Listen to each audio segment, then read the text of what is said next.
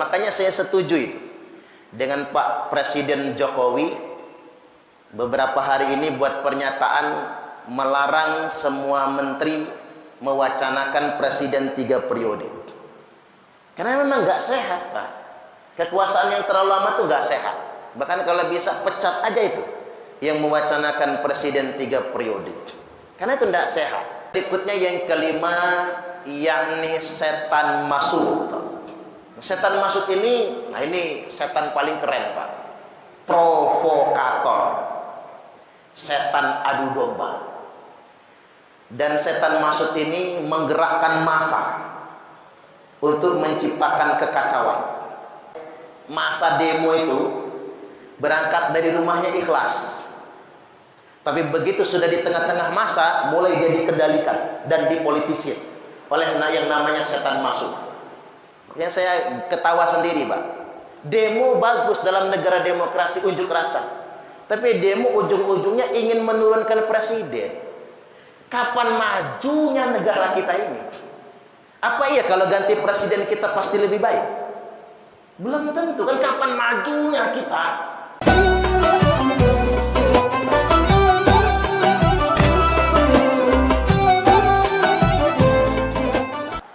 Nah, ada keterangan menarik dari Umar ibn Khattab radhiyallahu an, inna dzurriyyata syaitani tis'ah. Sesungguhnya setan itu, anak-anak setan itu ada 9. Ini menarik, Pak. Anak-anak setan itu ada 9. Barangkali 9 ini bukan semua. Barangkali 9 ini diantaranya. Dan 9 ini bukan 9 setan, tapi 9 jenis setan. Mungkin suku bangsanya lah ya. Nah, yang pertama ada yang disebut dengan setan a'wan. Setan a'wan. Pakai alif, ain, waw, dikasih alif lagi, nun. A'wan. Apa tugasnya setan a'wan itu? Sahibu sultan. Tugasnya mepet pejabat. Jadi kalau di sini ada pejabat, Pak, tuh setan a'wan tuh yang nemenin tuh. Mepet ke pejabat terus. Itu namanya setan a'wan. Nah, bagaimana dia menggodanya? Hembusannya sederhana. Dibuat pejabat ini tadi lupa. Lupa dengan janji-janjinya. Lupa dengan amanahnya. Akhirnya dia berbuat korupsi. Termasuk juga lupa untuk meletakkan jabatannya. Kalau kata orang itu begini, kalau sudah maju lupa mundur. Kalau sudah naik lupa turun. Kalau sudah duduk lupa berdiri. Jadi lupa. Orang makanya kecenderungannya, Pak, betah. Jadi pejabat itu walaupun jadi ketua RT betah. Ada ketua RT enggak di sini, Pak? Walaupun jadi ketua RT ini pening, Pak. Dimarahin warga mana gaji enggak cair-cair. Subhanallah. Itu peningnya ketua RT itu. Dibikin betah. Malahan orang itu dibuat pengen nambah. Kalau sudah jadi bupati pengen jadi gubernur. Sudah jadi gubernur pengen jadi menteri. Udah jadi menteri pengen jadi presiden. Udah jadi presiden pengen jadi, jangan-jangan pengen jadi nabi ya, Pak ya. Mana sih yang nggak ada puasnya? Nggak ada puasnya. Makanya saya setuju itu dengan Pak Presiden Jokowi beberapa hari ini buat pernyataan melarang semua menteri mewacanakan presiden 3 periode. Karena memang nggak sehat, Pak. Kekuasaan yang terlalu lama tuh nggak sehat. Bahkan kalau bisa pecat aja itu yang mewacanakan presiden 3 periode. Karena itu tidak sehat. Coba kita belajar dari sejarah. Abu Bakar jadi khalifah 2 tahun, wafat. Umar jadi khalifah 10 tahun, wafat. Bagus semua tuh. Ketiban Utsman jadi khalifah 12 tahun. Lebih dari 10 tahun. Kalau sudah lebih dari 10 tahun itu ada masalah nantinya. Nabi itu memimpin Madinah cuma 10 tahun, Pak. Itu sunnah Nabi kan? Kan di Mekah belum ada kepemimpinan. Di Madinah Nabi memimpin dengan nubuahnya 10 tahun. Enggak boleh lebih dari 10 tahun itu muncul masalah. Makanya karena Utsman lebih dari 10 tahun, maka muncul demo besar-besaran. Sampai Khalifah Utsman dibunuh. Yang bunuh bukan kafir Quraisy, tapi yang bunuh sahabat Nabi sendiri. Banyak fitnahnya kalau sudah lebih dari 10 tahun, alias 2 periode. Dulu Pak Presiden Soekarno ditetapkan presiden seumur hidup, nggak lama tumbang, karena nggak boleh kelamaan. Pak Soekarno berapa tahun sih? 20 tahunan ya. 23 tahun Pak.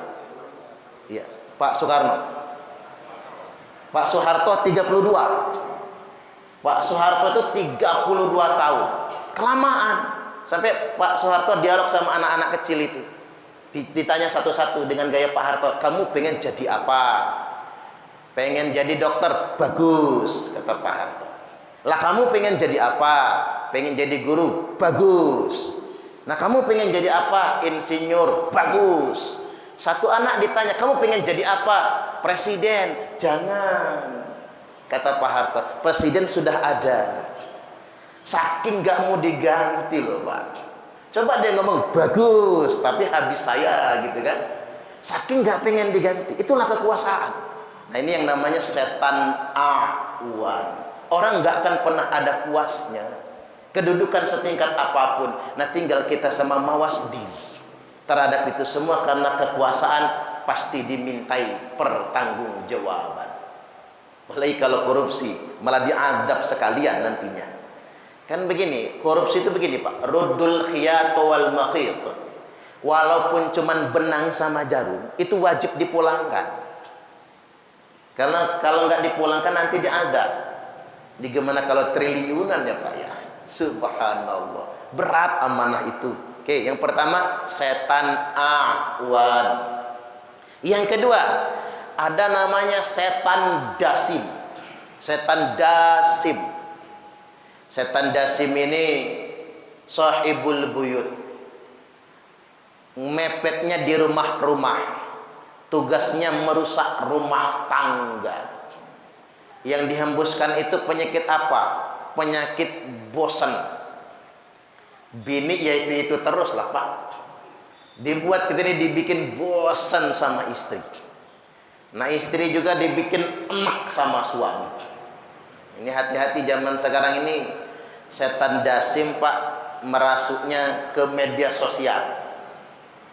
Jadi angka perselingkuhan tinggi gara-gara Facebookan. Hati-hati bapak-bapak yang baru beli Android ngasih bininya. Tiba-tiba istrinya punya akun Facebook. Begitu dia upload foto, ada yang memujinya. Ibu tambah cantik, nah kelepok-kelepok dia Pak. Kan orang yang gaptek itu ya, baru bermedsos itu dipuji cantik langsung terbang ke awan dianya.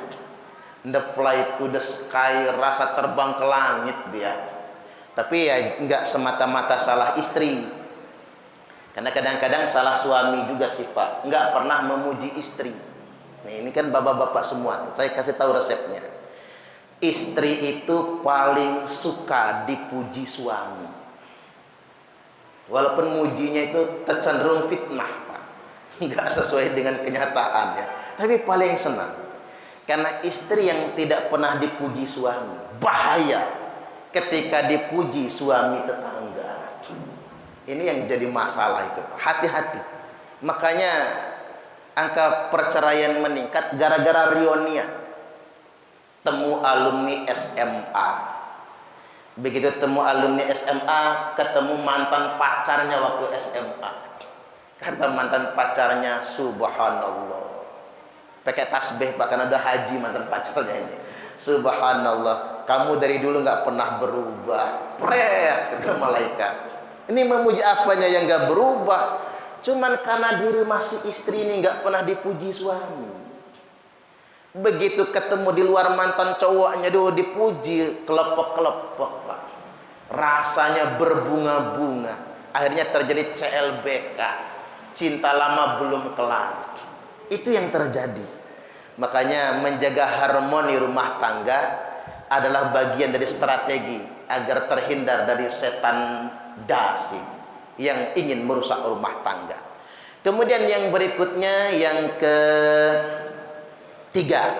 Yang ketiga ini setan hafaf. Setan hafaf ini menggoda manusia agar minum minuman keras. Termasuk yang sedang ngetren sekarang itu apa? Narkoba ya. Ini memang narkoba sangat mengkhawatirkan ya Pak. Antisipasilah anak kita. Ya kalau sudah matang-matang kayak orang tuanya. Ini anak kita. Karena wilayah yang zona merah narkoba dulu, sekarang ini sudah zona hitam narkoba. Dan saya amati Pak, di beberapa kawasan di Bandar Lampung ini, karena saya ngebantu rehabilitasinya, itu anak-anak SD loh Pak, yang sudah pakai narkoba. Dirukyah ke saya, anaknya kena apa Bu? Kata saya, kesambet gendruwo Ustaz. Lo kok sampean tahu? Kata saya, ini sudah dirukyah 10 kiai, 15 Ustaz cuman gak mempan. Sakti amat ini Pak jinnya ini. Begitu saya rukyah, nggak ada jinnya, nggak ada genderuwonya kata saya. Lo kok anak saya ongok-ongok Pak Ustadz? Ya nggak tahu. Bawa rumah sakit jiwa Pak, SPKJ, dirujuk ke spesialis saraf. Kata dokter saraf, hasil diagnosanya hancur sarafnya, gara-gara kebanyakan ngelem aibon.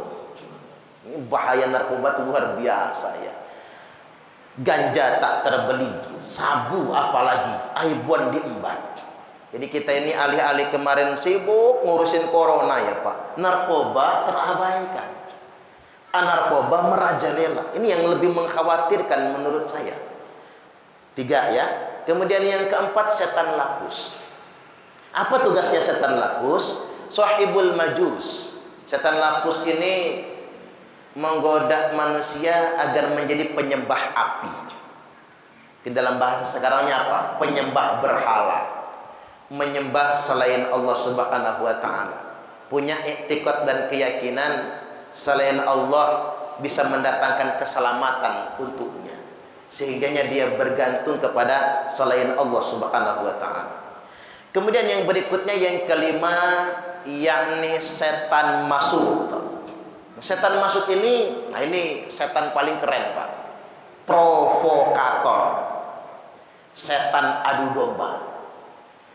Dan setan masuk ini menggerakkan massa untuk menciptakan kekacauan. Sudah pernah berhasil setan masuk di zaman Ali bin Abi Thalib. Terjadi demo besar-besaran. Ini kerjaan setan masuk Pak, mengelola massa untuk menciptakan chaos. Terjadi demo besar-besaran di Basrah. Yang mimpin demo Aisyah Ummul Mukminin, yang mimpin demo. Yang di demo siapa? Presiden Ali bin Abi Thalib karamallahu wajhah, khalifah yang keempat. Ketika demo besar-besaran, setan masuk ke tengah-tengah massa untuk memprovokasi. Imam Ali memerintahkan gubernur Basrah untuk mendamaikan massa demonstrasi. Maka kemudian gubernur Basrah dipanah oleh Jalabah. Nah ini anteknya setan masuk itu. Panah gubernur Basrah pas di jantungnya, meninggal dunia. Maka terjadilah perang saudara. 18.000 sahabat Nabi wafat meninggal dunia. 15.000 dari kubu demonstran, dari kubu Aisyah Ummul Mukminin, yang 3.000 dari kubu pemerintah. Nah, itulah bahayanya Pak. Masa demo itu berangkat dari rumahnya ikhlas, tapi begitu sudah di tengah-tengah masa mulai dia dikendalikan dan dipolitisir oleh yang namanya setan masuk. Yang saya ketawa sendiri Pak. Demo bagus dalam negara demokrasi, unjuk rasa, tapi demo ujung-ujungnya ingin menurunkan presiden. Kapan majunya negara kita ini? Apa iya kalau ganti presiden kita pasti lebih baik? Belum tentu kan, kapan majunya kita. Oke deh, 32 tahun pemerintahan Pak Soeharto, demo tahun 98 sampai turunnya beliau. Mungkin kalau nggak di demo tahun 98 beliau nggak akan mungkin turun, nggak akan gantian jadi presiden. Tapi dampak ekonominya sungguh luar biasa Pak. Kita harus mundur 10 tahun 20 tahun ke belakang untuk maju lagi ke depan. Itu bahayanya sebetulnya. Boleh unjuk rasa, ini demokrasi, tapi kalau diarahkan untuk memecah belah, diarahkan untuk chaos, ini kerjaan setan masuk.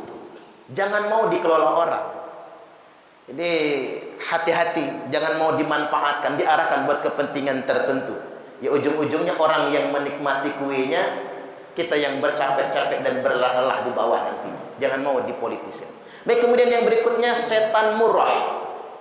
Apa tugasnya setan murah? Sahibul mazamir. Setan murah ini menggoda manusia agar mabok musik. Makanya kalau udah ngedengerin musik itu anteng banget. Tapi kalau ngaji berat betul mata ini ya. Kadang-kadang seakan-akan manusia itu tidak bisa hidup tanpa musik. Ini mohon maaf betul, kadang-kadang itu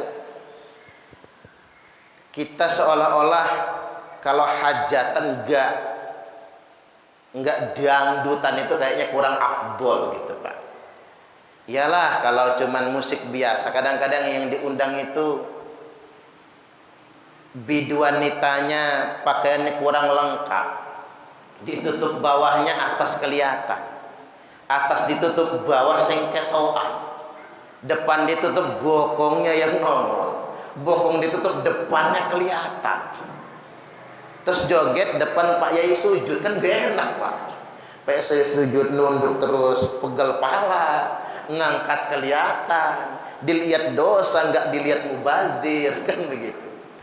Ya Pak Yai sujud manusia juga loh Pak, normal soalnya. Nah ini kerjaan setan murah.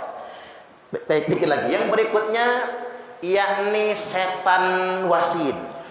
Nah setan wasin ini setan yang tugasnya menggoda bayi-bayi. Nah kalau bapak-bapak punya bayi suka nangis ya, pandangan matanya ke arah yang satu seperti ketakutan, itu kerjaan setan wasin.